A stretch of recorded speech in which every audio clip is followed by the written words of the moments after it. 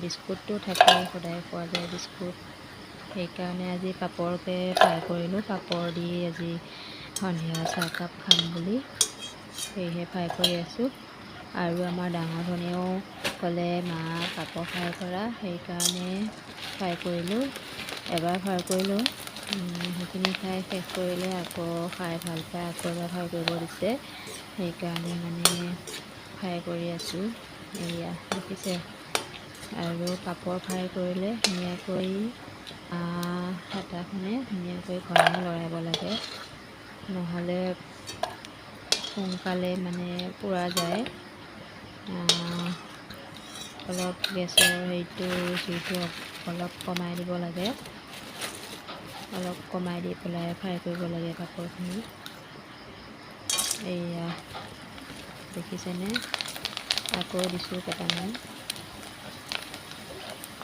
এইখিনিও ফ্ৰাই কৰি লৈছোঁ, ধুনীয়াকৈ লৰাই লৈছোঁ। তাৰপিছত চাহখিনি বনাম। আৰু চাহ কিন্তু খুব বনাই খোৱা হয় আমাৰ, সন্ধিয়া, দুপৰীয়া, আবেলি, ৰাতিপুৱা এনেকৈ কেতিয়াবা 4 বা 5 বাৰ হয় চাহ। কিন্তু গাখীৰ চাহ নহয়, আমি লাল চাহে খাওঁ। গাখীৰ চাহ আমাৰ বেছি ব্যৱহাৰ নহয়, কেতিয়াবা বহু দিনৰ মূৰত কেতিয়াবা হয় বাৰু, ব্যৱহাৰ হয়।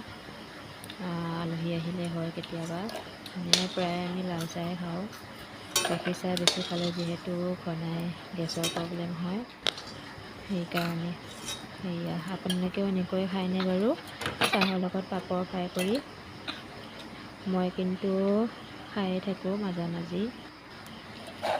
সদায়নো একেবিধে কিমান খাম আৰু, সেইকাৰণে বেলেগ বেলেগকৈ খাওঁ। আৰু কোনে কোনে খাই কমেণ্টত জনাব দেই। আৰু ভিডিঅ'টো চাই যদি ভাল পায় লাইক কৰিব।